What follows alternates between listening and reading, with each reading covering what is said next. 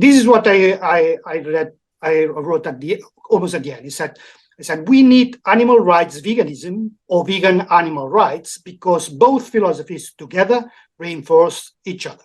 If we can get most people following them, we can get to real positive change for everyone and sooner. Do you agree?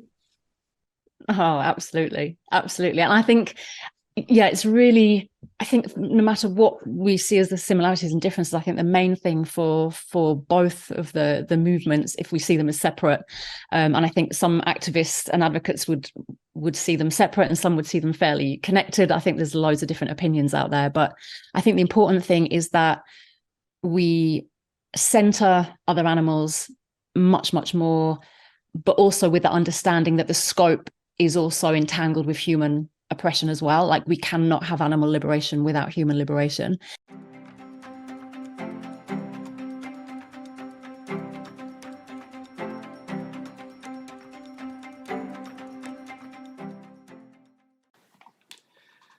The guest of the third episode of Vegan Reflections is the animal rights activist and podcaster Wendy McGovern.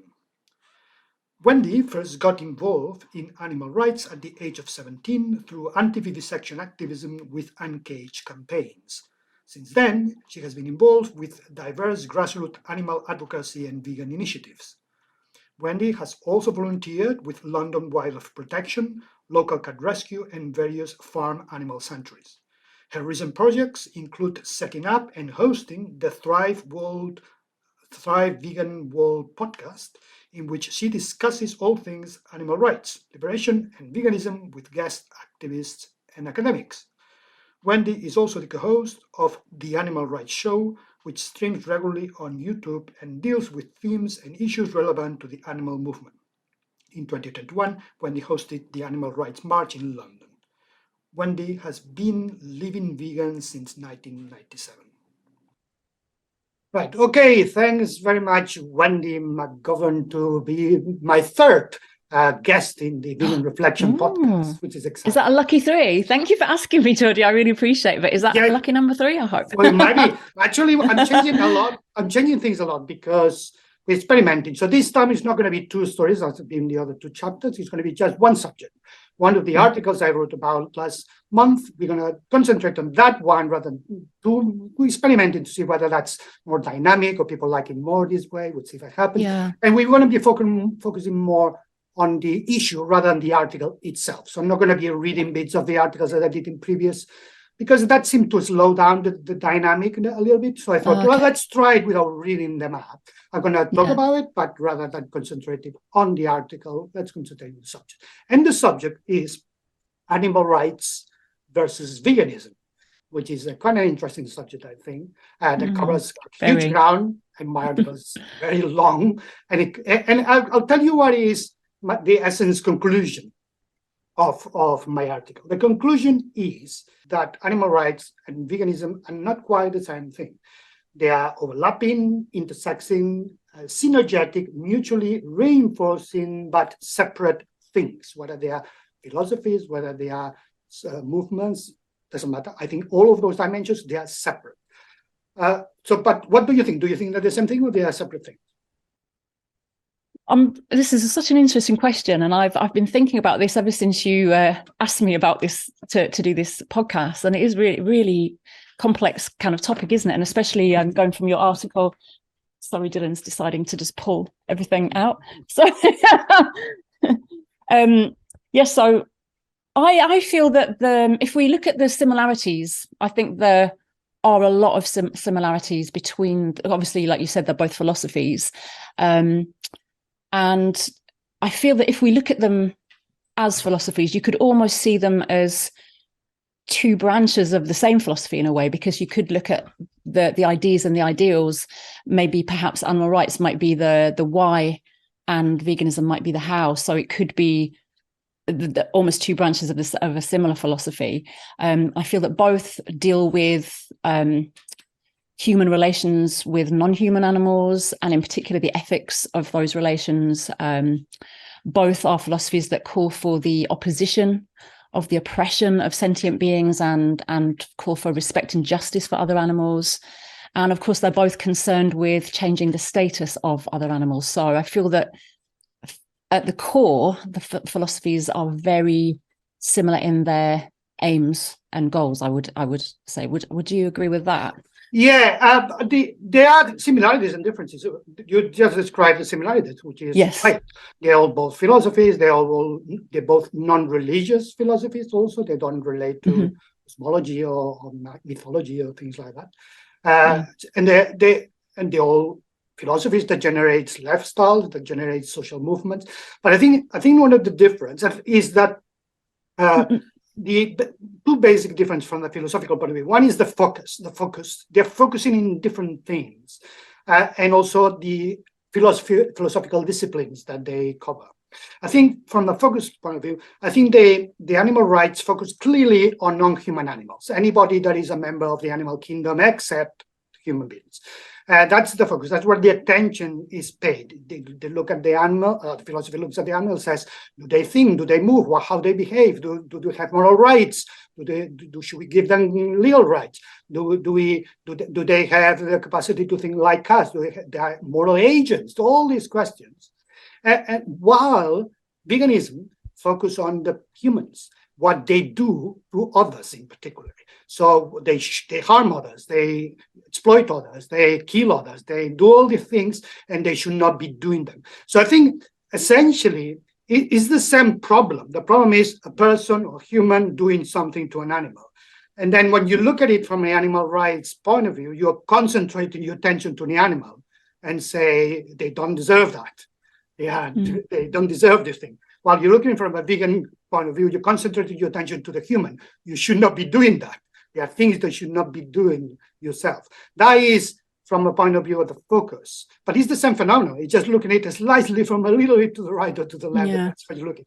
While the disciplines, I'll talk about the disciplines later. But what do you think about these focus things? So I would agree that the focus of both philosophies, I would say, is, I'd say, the relationship of humans to other animals. So I agree with what you said about in terms of veganism focusing on human behavior and how we interact and how we relate to other animals. But I also feel that is true of animal rights as well, because if we look at Tom Reagan's philosophy and how he spells out if other animals are rights bearers, then it's the humans that have the duties to respect those rights. So I feel that both are actually dealing or focusing on humans, because you don't have other animals respecting the rights of other animals, if that makes sense. So the whole rights, the concept of rights is an agreement that humans have in relation to other animals, I would say. Does that make sense? That's how I would see it. Slightly nuanced to you, maybe. Yeah, and I think what we both agree, and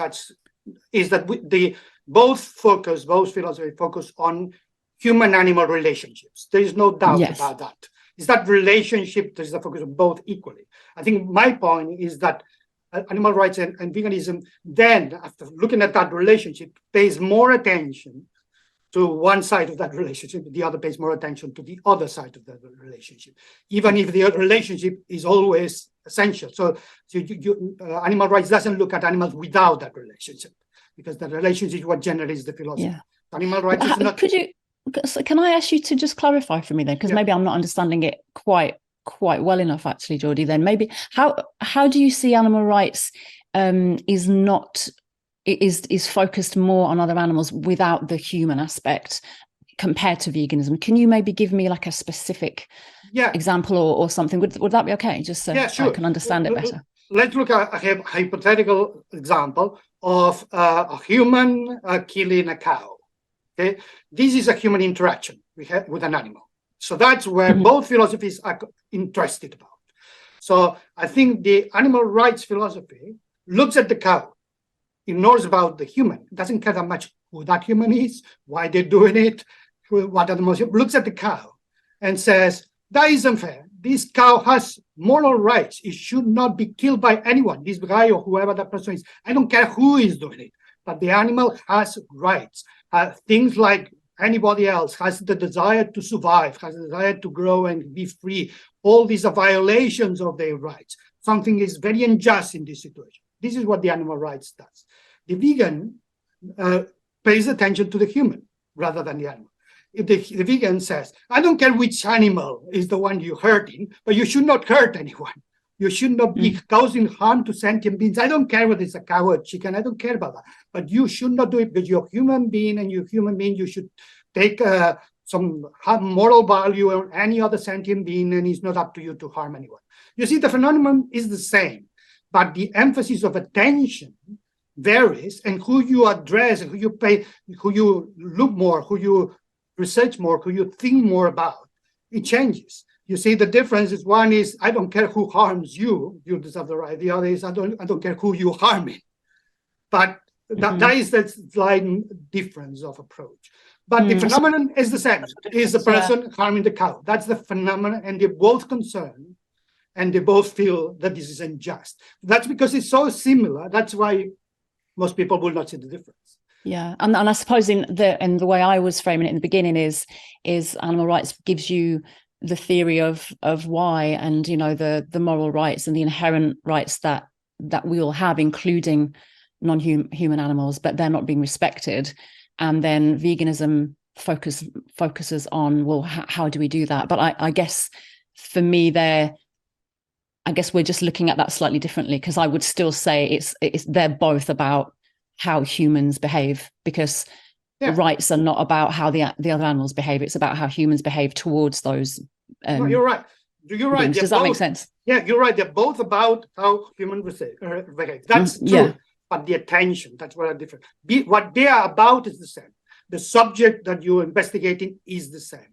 But how you go out and investigate that subject is what I think it changes. How you approach it from a philosophical point of view, who you pay attention, who you talk more about, and who you get your knowledge about. So I think, for instance, animal rights has a lot of emphasis on discovering who the animals are, what they do, how they think, how they behave, and then showing to the people, look, they're like us, because look, they do this. I think veganism looks more like humans. So what they do, why they are so aggressive, why they kill, why they are so oppressive. But do you think, in fact, that brings up a really interesting point, actually, Jordi, because do you not feel then, because this is something that I sometimes feel with veganism, is that it's becoming almost very human-centric, when in fact the focus ought to be brought more to centering other animals within the vegan movement, and not being so human-focused, actually, on what humans are. Because often, and I've even heard other vegans and especially animal rights activists saying that they feel quite resistant to the vegan movement sometimes, because it's becoming more about humans and a human lifestyle, and obviously being diluted down to a diet, etc., which we probably might get into. But is that not maybe part of a problem maybe within the movement, in that it is becoming too human-centric? There is a problem that people feel there is a problem, because I think the issue is there are two philosophies overlapping each other. And if people assume they are the same thing, they will see this as a problem. But if people recognize the different things, they will not see this as a problem. So if you think that the same thing, then you can obviously see a lot of talk about veganism has to do with humans and not to do with animals, and that doesn't make sense, because if they think it's the same thing and they feel that is animal rights only, therefore the focus should be 100% on the animals, there will be problems there. But if you think in the way I think it, which is there are two different aspects of it. One is the human dimension and the other is the animal dimension, and veganism focuses more on the human dimension. Therefore, when you see some vegans, not all, concentrated a lot about humans, that's because they're concentrating more in veganism than animal rights. While if you see some animal rights people concentrating more about animals, that's because they focus more on animal rights. But if you recognize that there are different things, that different philosophies very overlap, very close to each other. So if you hold them both, you might not see the difference yourself, but there might be vegans that they didn't hold them from the beginning. They started one philosophy before the other, and they might see more difference. And those might concentrate more of the time on the vegan dimension of veganism. So I think one of the reasons I wrote about this is because I tried to solve that question of the problem of people saying, no, it's about humans, or it's about animals. I thought, hold on, I think I understand why people say that, because these two things together and then they're mixing them up. So when you say focusing on the vegan aspects of veganism, I just wonder if you might explain that. Yeah, no, I meant the human aspect. The human aspect. Oh, human aspects, right? Yeah, Sorry, the behavior of humans, what they do, what they should be doing, all these things. You see, for instance, another the philosophical difference that will also help to understand this. Another the philosophical difference I mentioned is the disciplines of philosophy. And I think there are slightly different disciplines that each of these philosophies focus on. I think animal rights focus more on the epistemology. I think, that's completely my opinion.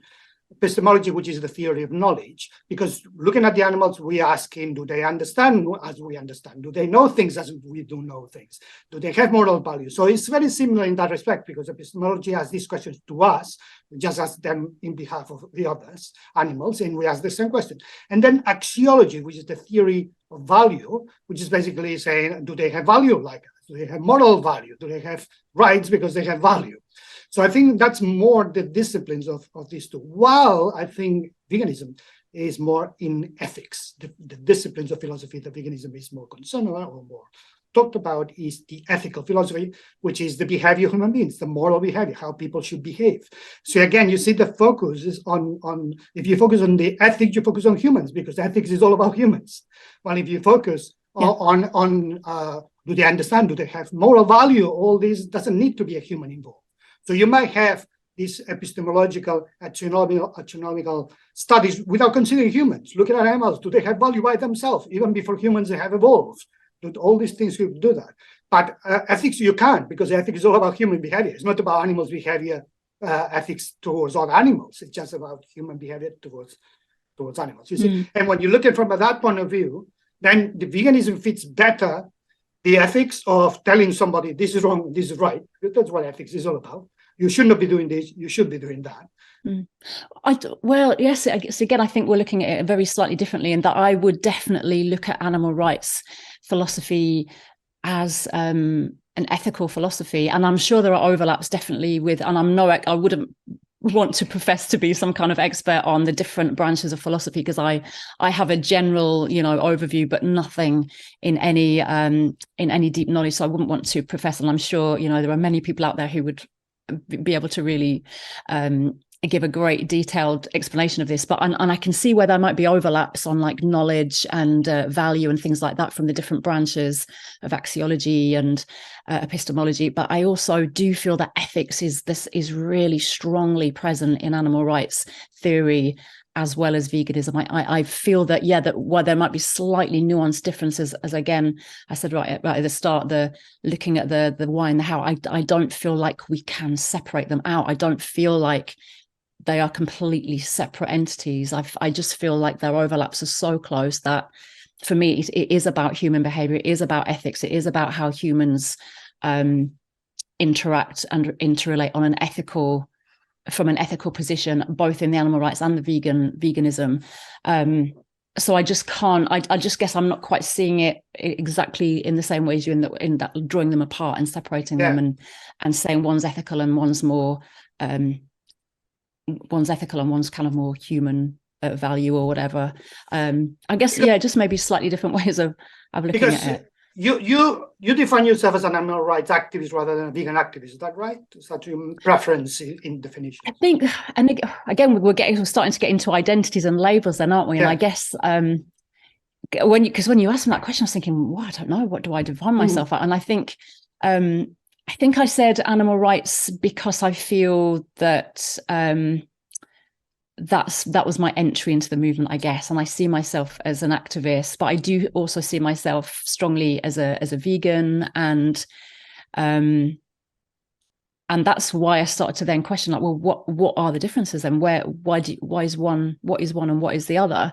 And I think in an identity, I think I've started to try to stop myself identifying as a vegan and start to think of it more as I'm living vegan and embodying vegan values rather than putting a label on myself. And I've started to see veganism a little bit differently, in that I'm seeing it not as an end result where this is what I am now and that's it, it's a fixed identity, but more of a practice of embodying the values and trying to improve and challenge my own speciesism and whatever else it might be on a daily basis. So I think I'm starting to just kind of shift a little bit on those things. So it was very difficult for me to actually say, right, what's my label, what's my tag, because it is difficult to just put that label on yourself, isn't it? And puts things in a neat little box, like this is what I am, because I think there are so many overlaps. But I do relate very much to being an animal rights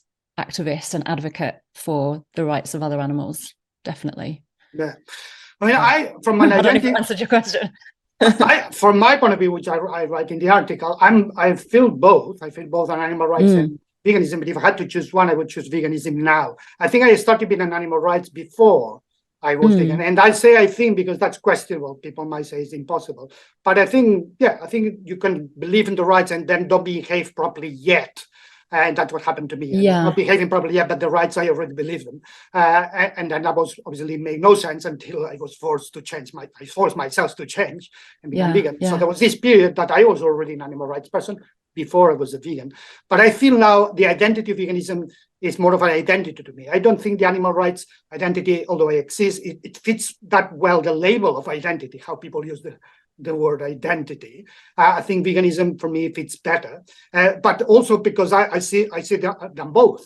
And but if I have to choose one, I would choose just the vegan label. But the way I think I look at it, and I think that will help to understand why many people don't see the difference in a case, perhaps is your case, is that you're right that in the level that overlapping is so intense that it's almost so difficult to see the difference. Imagine a Venn diagram where there is animal rights on one side in a circle and veganism in the other side. And of course, when they got together, the intersection would be what is both, and the rest will be. Now, animal rights and veganism, I think they are so together that almost everything you see is the intersection. Only at the edges of it is the slightly only animal rights and only veganism aspect of it. But I think they exist. And when you analyze the evolution of the history, I think in the past we're more separate. And I think through the times they're getting together. In the last 10 years, they're almost together. But I think one of the things I thought before I finished the article is are they merged now together? Are they completely the same thing? And my conclusion is no, they're still quite not the same thing. They're very close now. But I still see behaviors of vegan people that are outside the animal rights position and the other way around. But one thing is just to pick you up, go ahead. Oh, sorry, Joe, just to pick you up on that, actually, it's really true that the history is really interesting, actually. And what I've found about looking at the kind of threads of the history is that, again, it's almost like there are vines coming up and intersecting along the way, and there are many different sort of strands coming off. So you'll get people advocating for example, vegetarianism throughout history, going back to BC and Pythagoras and then in the 1800s, you've got I'm trying to think of the name now. Oh, I can't remember the name. Sorry, it's left me. And then you get people like Henry Salt, and then there was the feminist. Oh, I think I wrote her name down actually. Where is that? Anna Kingsford. So you've got Percy Bysshe Shelley, and then you've got Anna Kingsford, and they're kind of advocating for vegetarianism. They're challenging the status of other animals in some way, and that would get put under the umbrella of animal rights. But also, it's also an influence of the vegetarian society, which then obviously became the big influence of the splinter group of the vegans. So it's like there are overlaps even when you look at going back to animal rights and veganism, because everything, I think the thing is here as well is animal rights has become an umbrella term that is used for all things, whether it, changing the status of other animals, whether it's their well-being, whether it's protection, whether we consume them or not. And so everything gets put under that umbrella. So when you look back at animal rights history, you also get these people who are advocating vegetarianism, or then you get other people talking about other animals becoming rights bearers, but then not going as far as vegetarianism, because they'll say, well, actually more harm will be done to, and this is, I'm thinking in particular of a German philosopher, Schopenhauer, who said that he was starting to see that other animals were rights bearers, but he wouldn't go as far as vegetarianism because mankind not eating other animals would be more harmful than as long as the death was quick, then the animal being eaten. So he was still not going as far as vegetarianism, but yet he was dealing with the concept of animal rights. So there are kind of overlaps and separations and threads. It's really messy. And that's I think is what happens in history and also now, is there's a lot of muddy waters, a lot of messy muddling through to get to where we are. And it's almost like the philosophies bring strands together and create this almost purity of idealism, but from a very muddy background. And then also from that purity, as it's become very muddied and messy again in the current movements. This is how I've been starting to see it, actually. I don't know if you agree with any of that. But yeah, I agree. But also, it's not just animal rights and veganism. They've been merging together with other philosophies too. Human rights philosophy. Anna Kinsella was a suffragist. So therefore, she was as involved in human rights as in animal rights. Yes. Therefore, what was the difference there? So at that time, if we had that postcard, at that time, perhaps the question should be human rights versus animal rights, because some of them will say, what's the difference? I don't see the difference. It's the same thing. Well, now we say, well, they're quite different. So I think the old philosophies can be taken at the same time. People can hold several philosophies at the same time. And because when they have common elements, you are more likely then to share them. But that doesn't mean that they are the same. They just mean that they are common elements. So the intersection is manifested in people's philosophy, which is a cocktail of several philosophies. It's not a single one. So you should expect to see that, philosophically speaking. So you could see several with common things, so that the Venn diagram would compose not just 2 circles, 5 or 6 circles all together interacting with each other. And through history, they might be interacting more or less. And cyclically, as you just said, sometimes it seems that they're more pure, sometimes it seems they're more less pure. But I think the solution to understand why is to understand that they're separate.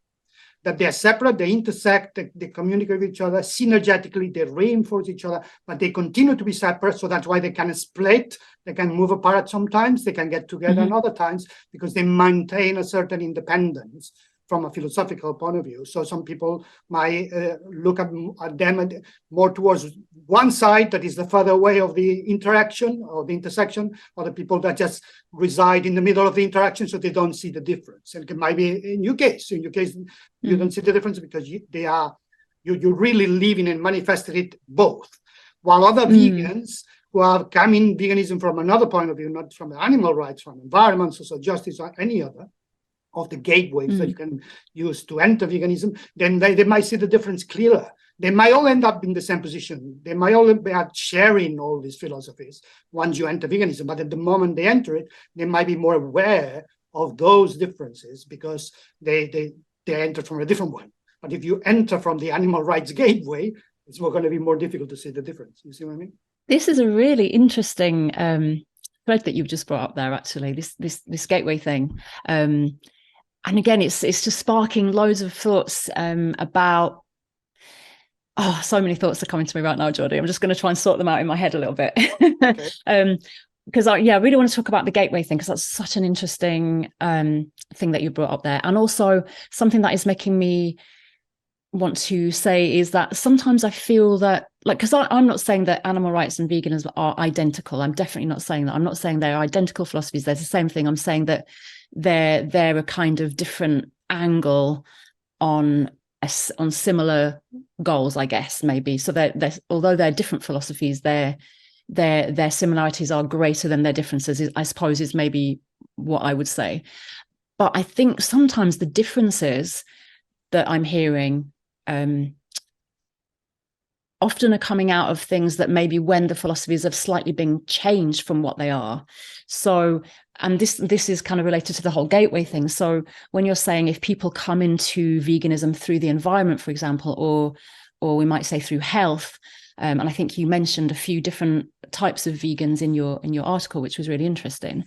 And I think that there's definitely people do, and this is just reality, and not in an ideal world, obviously, but through reality, people do start to become aware of veganism through the environment or through health. And because of the reduced, of veganism being reduced to a diet, they might be more aware of like health and looking at at veganism as a change of lifestyle and things like that. But for me, I feel like that has totally shifted veganism off its philosophy, it's off its axis there.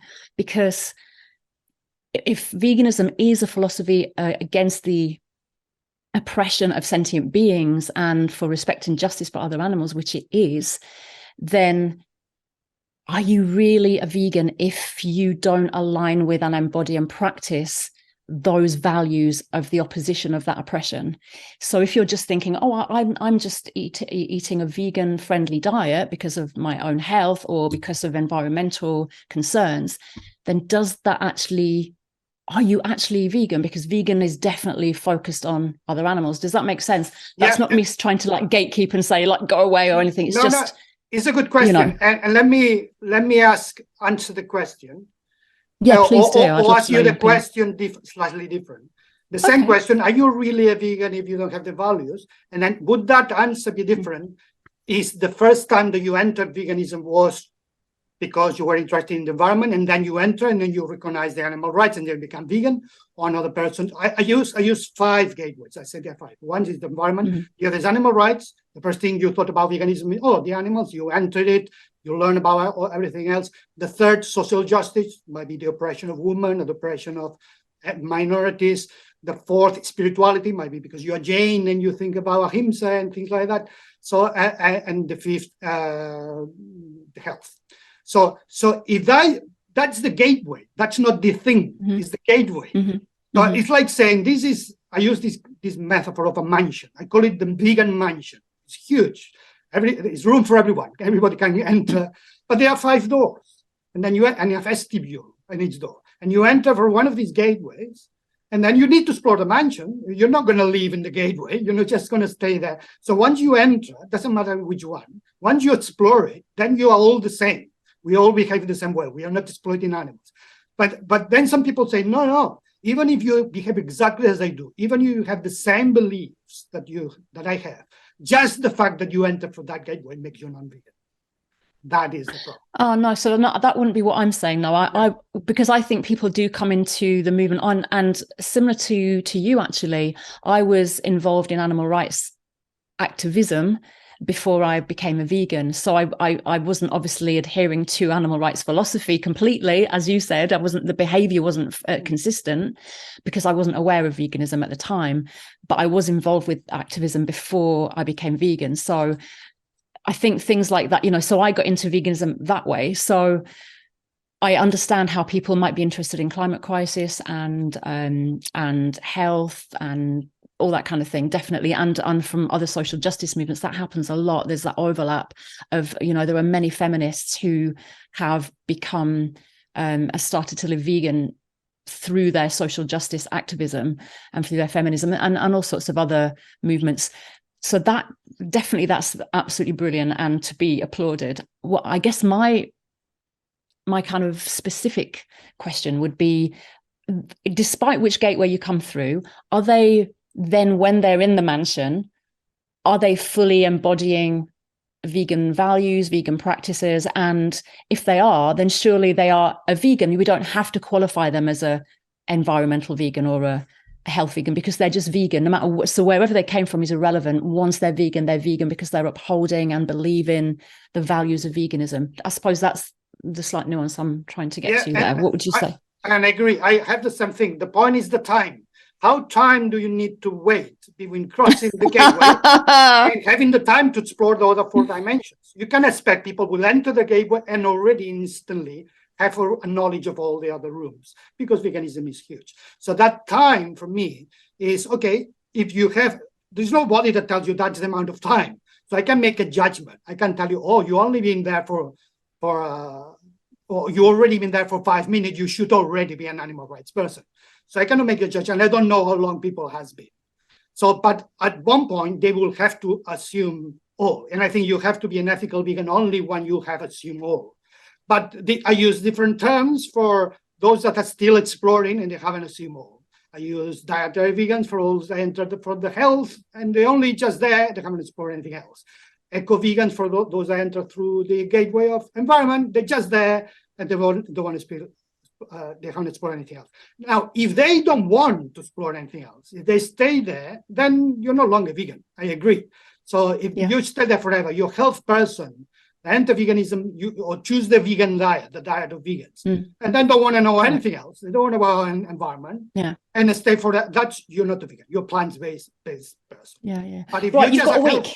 Get in the mansion. You've got a week. But if you're a health person, I entered exactly in the same way, but then he said, oh yeah, I would love to look at the other aspect. I would love to learn about ethics. And he does, which I know many vegans have started this way. Then you say, you see, I was not, if I had told you at the beginning, no, you're not a vegan because you entered from the gateway, I would have been wrong because you have become. So when they're just to clarify this gateway thing, so if they've entered it seems quite funny talking about this, doesn't it? This doorway and mansions and things. But once they've entered the gateway as a health vegan, what is the difference then? What are they doing differently? Are they just consuming vegan friendly foods? Is that what they're doing? So basically animal free foods. Is that the only thing, or are they also not wearing leather, or are they not buying products that are tested on other animals? Are they doing all that stuff, or what's the specifics here, the context? Let's say this huge mansion has different rooms. One is the leather room, the other is the wool room, the other is the honey room, and you need to explore them all. So if they just enter, they might just enter, okay, that's the only thing I'm doing is eating a plant-based. But I'm now going to enter this room, and I'm going to stop eating leather, using leather, and now wool, and now going to zoos, and the point is there are many more rooms, riding horses, things like that. So, and even an animal rights person that enters to the animal rights room, they might still be okay with zoos. Some people say that, or with horses. That means they haven't explored the whole mansion yet. So anybody from any entrance would not immediately be completely in tune with the whole thing if they just arrive. And then the more you explore, the more you realize, okay, I'm going to add this, I'm going to add this, I'm going to add this. How long it takes doesn't matter. But if you are a vegan, proper vegan, you will never feel that you already explore everything. You will continue trying to expand your circle of compassion and try to see whether you can learn more about veganism. So I see veganism not as an state, as a process that starts with you entering that hole, that using that gateway, but never ends. You keep exploring. And then the people that look at as a state, you enter through the animal rights, you don't need to learn more. You decided today, this is what I'm going to avoid. I'm not going to think more whether I should avoid more. I'm not going to. These are the people that are stuck in the hallway, and they're missing the whole 5 or 6 or 10 dimensions, could be more, of veganism. And I think that is a sign of being new at veganism for me. It's a sign of the just started. So therefore, somebody that has been exploring the vegan diet for 10 years and never gone beyond that, that's a plant-based person. 10 years give you enough time to become a vegan. And the same a vegetarian. There are some vegetarians that are transitioning into veganism. They call them pre-vegans. If they really want to be vegan, they haven't really mastered it yet. But that's what they want to do. Okay, they are pre-vegans. There are other vegetarians that they don't want to be vegan. They're just quite content. They are purely vegetarians. And so can we not call them all pre-vegans then? Because how is a vegetarian any less or any more pre-vegan than a plant eater who is still wearing leather? Because then isn't that actually making the dietary aspects of veganism the most important? Well, you could create a different threshold. So for me, the gateway is defined in a particular position, but you can put it closer or further away of the mansion, in a way, in the gardens or at the door, and you can just be more strict. For me, if you decide not to consume any animal product in food, because food constitutes such an enormous amount of the choices people make during their life every day. And if you make that choice, that is going to cover 80% of the choices. If you're already that means, okay, I think I consider you a dietary vegan. If you progress, you will be eventually an ethical vegan, but I consider you now a dietary vegan. If not, if you don't even do that, you still eat cows and products and eggs. I don't. I consider it a vegetarian and I consider pre-vegan. I feel that we didn't ought to even have to say ethical vegan. And I can't imagine the founders, the pioneers of veganism ever imagining that we would have to put ethical before veganism, because it's based on ethics. It's a philosophy of ethics. It's a justice movement, anti-oppression movement. So to actually have to qualify that with the term ethical for me is almost seems a little bit strange. Does that make sense? Because I think unless you're following and embodying the value, the justice philosophy and the cause and the values, then it's not actually the same thing. It's almost like I was just trying to think of an equivalent in a different social justice movement. Like, say if it was, feminism, anti-misogyny, and that someone might say, well, actually, I've stopped hitting my wife because it's really hurting my hand. And we might say, oh, that's a benefit to them. So I've stopped hitting my wife. It's really hurting my hand. I just can't be doing this anymore. But we might say, oh, okay, well, that's a good start. So now we might actually start bringing you into the more of the understanding that actually your wife has rights and you should not be hitting your wife. And this is violence against a woman. And, we might say, oh, and they might start going, oh, actually, yeah, maybe I'll start to explore that, or maybe I won't. But I guess until they actually embody non-violence against women, that we couldn't call them a feminist ally. We couldn't call them, we couldn't say they're not violent against women. So I suppose maybe that's not the greatest example. I was just trying to think of an example quickly, but I suppose it's like because someone eats an animal-free diet or a plant-only food, that doesn't make them a vegan if they're not embracing the justice element and the end of oppression to other animals. I would save that name for people who are really on board with that, as opposed to just someone who is consuming the same kind of food. Does that make sense? I just would see it that way. Yeah, and many people do it in this way. I look at it slightly different. I want to be more kind of welcoming to the pre-vegans, because I don't want to narrow it too much. But I still want to make a distinction, and that's why I use ethical vegan to have the best of both worlds. So if I want to be specific, then I use ethical vegan, and if I want to be more open and to the pre-vegans, I use vegan. And if I could use vegan in inverted commas or close to vegan, I could use many labels just to be sure that we maintain the momentum of growing the movement, more people coming in and don't feel alienated. Yeah. But at the same time, we maintain the integrity of the concept. So I think that's what I use the word ethical vegan, because it's a solution of a problem. The problem is people used years ago the word vegan meaning something else, meaning just the vegan food.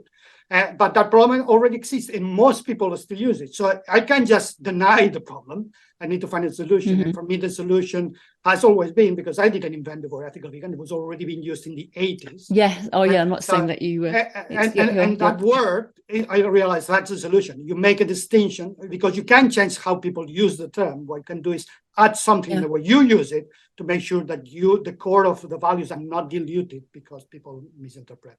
But let's look at another aspect of the differences of the philosophies, because we've been talking about the philosophy, the identity, but we haven't talked much about the movement, because I think the movement, the animal rights movement and the vegan movement, they're also similar, but they're also different. And I think there are elements in there as well. I think, for instance, obviously the philosophy started first, which generates a change of lifestyle, which generates a movement when people start to get together and they want to change the world. And they all face the same problem, the injustice of animals being hurt, and that's the same for animal rights and vegans. They all react to that. But I think the animal rights movement aims for a different goal. The whole goal is animal liberation, quite clearly, while the vegan movement aims for the vegan world, a world where everything is operated through vegan principles. And because the goals are slightly different, I think that also means that the movement is slightly different. How you see this? This is an interesting one as well, because I was starting to ask myself, like, what do I hope for? What would be my ultimate goal? And I think for me, for both my vegan nuance and my animal rights nuance, I feel my ultimate goal would be a liberated world where other animals and humans are liberated, where we don't have oppression. This would be my utopian view, whether in reality this could ever happen, of course, but my utopian view would be a liberated world where all sentient beings are respected and rights are respected, and we navigate the world together. We share the world with as much harmony as we can possibly muster. So I guess that would be my goal for both, and I don't see that as being really different with my vegan spectacles on or my animal rights spectacles on. I guess I feel like, because I think I feel like although yes, the Venn diagram, there's definitely the intersection of animal rights and veganism, and maybe little differences away from there. As I said, I think the similarities are greater than the differences. And so for me, I don't feel like we can have a vegan world unless other animals' rights are being respected, the moral rights. And I feel that if we do have a world where moral rights are acknowledged and respected, then we couldn't do that without living vegan. So I feel like they kind of go hand in hand with each other. And for me, the ultimate goal would be liberation, a liberated world. So and again, I guess we're just looking at that. Isn't it interesting how people with like very similar goals, very similar interests have got, different perspectives and interpretations of things. And I think every vegan would probably have a slightly different take on these things as well. It's really interesting, but that's how I guess I would see it there. Yes, and I think you're right that you cannot have a vegan world without having animal liberation, but I think the opposite is possible. I think you can have animal liberation and not yet a vegan world, because I think veganism also deals with human oppression from humans. So I think you can have a world where all animals are free, but people are still sexist or oppressive and racist, and that would not be a vegan world yet.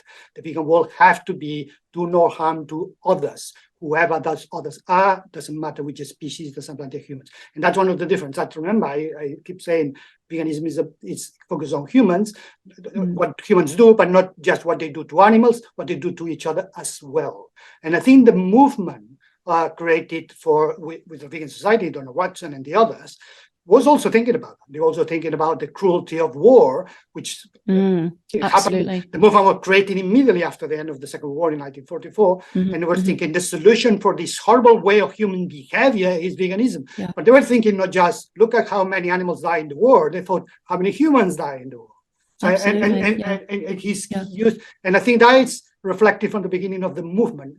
Yeah, no, absolutely. I totally agree. And I think because the founders were very much saw veganism as a cause that would revolutionize mankind. They saw it, they saw it as a very radical and revolutionary cause and movement. And I totally agree. It's a movement of peace. And definitely with that context, like as you said, because I think obviously the discussions were going on pre the First World War about non-dairy and non-eggs with the Vegetarian Society, and that got halted by the First World War. And then coming out of the Second World War is obviously when veganism was really starting to become its own movement. So I totally agree with that, and the peace element and the entanglements of human and animal oppression are there for all to see, really, when you look any deeper into it. And I think that's very apparent from the start. It's even in the philosophy, isn't it, that the benefit to humans, not necessarily health-wise, but in terms of if we revolutionize mankind and we live as vegans, it's because we are living in a different way. We are living with respect for each other as humans, and regardless of the body I think you're born into, we're respecting other bodies basically in a peaceful world. I think is the crux of veganism, isn't it? And I do feel though that there are definitely overlaps as well with the animal rights movement, because animal rights has always been very much championing human issues as well, and it's always been that one struggle, one fight. Human rights has always been there, and animal rights activists have always been kind of coming out in solidarity and standing in solidarity with other social justice movements. There's definitely always been that overlap. And I feel that also even with the philosophy of animal rights, because we're talking moral rights and inherent rights, it's an extension really from human rights.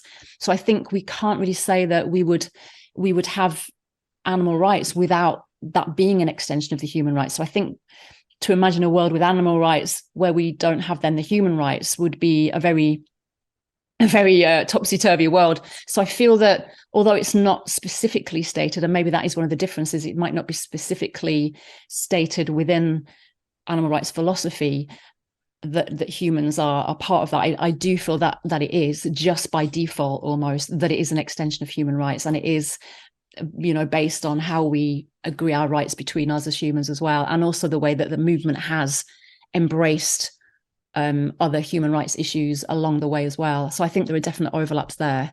So maybe again, just a slight different way of looking at it from yours. But I think, we're just looking at the same issue from slightly different angles, considering the issue is, depending on the angle, we don't move that far from each other. The angle, even moving it slightly, the angle still looks very similar what we're looking at. Let me read you one of my final sentences in the article, which everybody can read it in veganfda.com. You just go to the article section on top, then you go to blogs, and then you look for the animal rights versus veganism article. This is what I read. I wrote almost at the end. It said, we need animal rights veganism or vegan animal rights because both philosophies together reinforce each other. If we can get most people following them, we can get to real positive change for everyone and sooner. Do you agree? Oh, absolutely. Absolutely. And I think, it's really, I think no matter what we see as the similarities and differences, I think the main thing for both of the movements, if we see them as separate, and I think some activists and advocates would see them separate and some would see them fairly connected. I think there's loads of different opinions out there, but I think the important thing is that we center other animals much, much more, but also with the understanding that the scope is also entangled with human oppression as well. Like, we cannot have animal liberation without human liberation, but definitely centering other animals way much more, and also just to challenge our own speciesism and human supremacy as well, because I think sometimes we live vegan or we identify as a vegan, but we then think, okay, that's it now, I'm a vegan, and we have this kind of almost the identity that we're doing our thing and we're done, we're fixed, and we're, all of that stuff. We've got this almost like righteous thing going on, and I've definitely been guilty of that myself in the past and had this like superior thing. But I think also we have to be aware that we still have to challenge our own speciesism and human supremacy on a daily basis, because there are things just ingrained in us because we're constantly saturated by these paradigms every day. We have to challenge that in ourselves and just continually try to embody the values and practice putting those into our lives every day, that justice and respect, and for every sentient being. So I think that's really important, and also just to become as active as we can as well, to advocate for these values in whatever way we might, and that can be in small ways, in big ways. One way that I really wanted to mention as well while we're talking about this is that one way that we can, I think, really do something powerful in a small way every day is our use of language. Because I feel like within the movement, something that I talk a lot about with the other team members on the Animal Rights Show, and just in general with other vegans, and on my podcast and things, is how we can be very political with our language.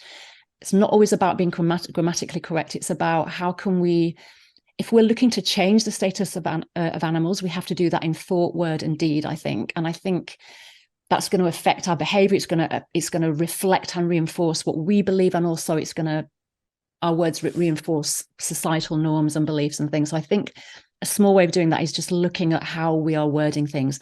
One very simple but very important way is not to refer to other animals as it.